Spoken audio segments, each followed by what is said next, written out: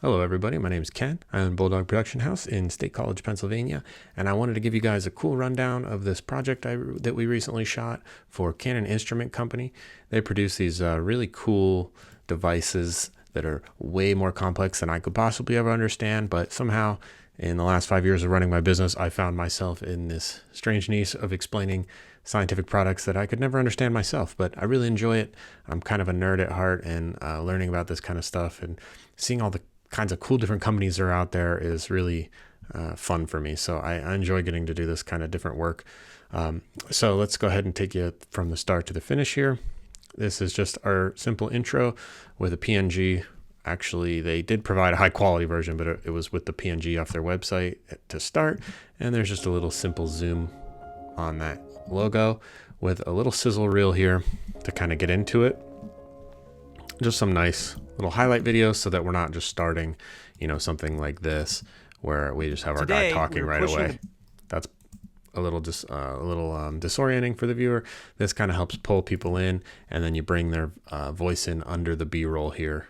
The company has been a trusted leader in precision measurements for over 80 years. And that's one of the main labs they work out of. This lower third here, company colors, their main company icon, and then this background here was just custom made to match the angles of their logo there. And so that's just kind of one more nice little cohesive element to the project. On these interviews, they were shot on Sony Burano as this A cam here, Sony FX6 as the B cam.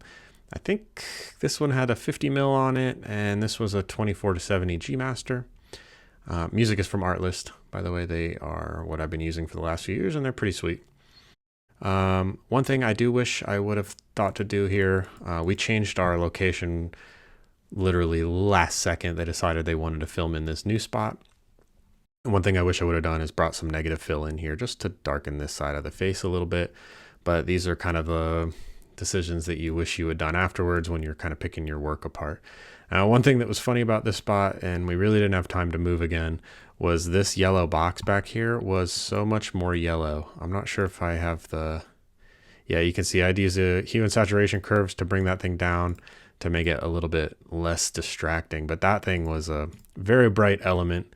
But the hue saturation curves brought it down without making too much of a difference on the overall image. But you can see there that we had to turn that down a little bit because they were literally the same color as those other boxes back there. And it was a lot. So anyways, all the B-roll was shot on Sony Burano with a mix of the 50mm 1.2, the G Master 24-70, and then also the Sony 90mm macro for some of the tighter shots. But we had a really simple shot list, and as I shot, I kind of directed all of the staff to do different things. This little zoom trick you'll see in a lot of the videos I do is just like a simple push, something to like draw the viewer in, because you can't get crazy on edits with these kinds of videos when they're trying to describe a complex product like this. So here's a shot of the 90mm macro doing a little, I think that was a 24-70 shot.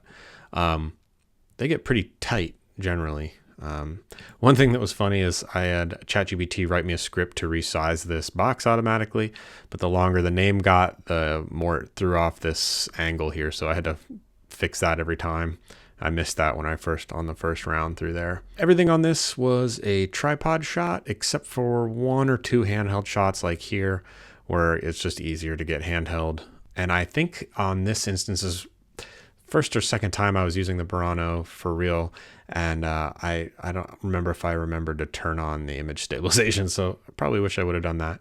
Here's another example of that zoom, just kind of drawing the viewer's eye into our talent here.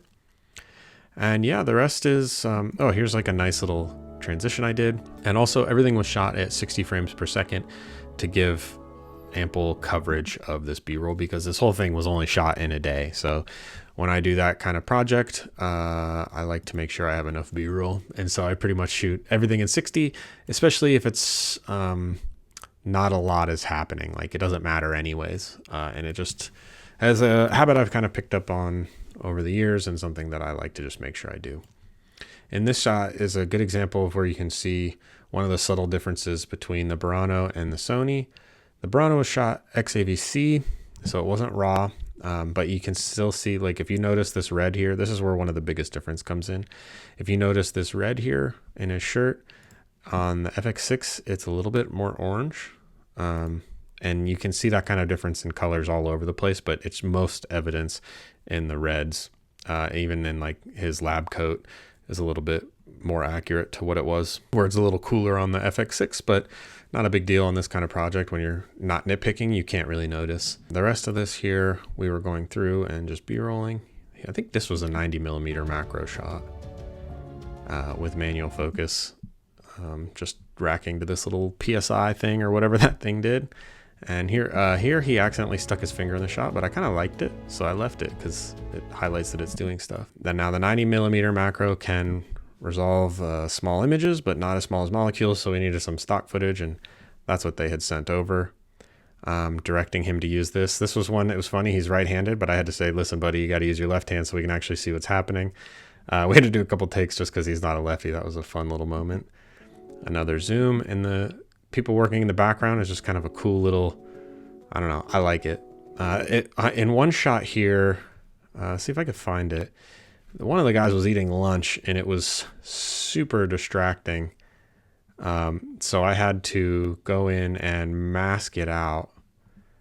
Oh, there's another, like, two nice macro shots back to back. That thing did a lot of work on this one. That's a handheld shot. All right, let's see if I can find where these guys were eating, because, oh, this might not be the, I may have covered it with B-roll, but he was back there eating and I had to mask him out as much as I could. Anyways, here's the guy wrapping up the project, and just like a nice little highlight reel of the product on the way out, and then a nice little dip to white here on the Canon instrument logo. So yeah, that's that. If you got any questions, let me know. Talk about the planning that went into this, talk about camera gear, talk about whatever. Drop that down in the comment section below. This was a fun project to do, even if I don't understand necessarily everything it does. I do a good job of putting these together. So thank you everybody for watching.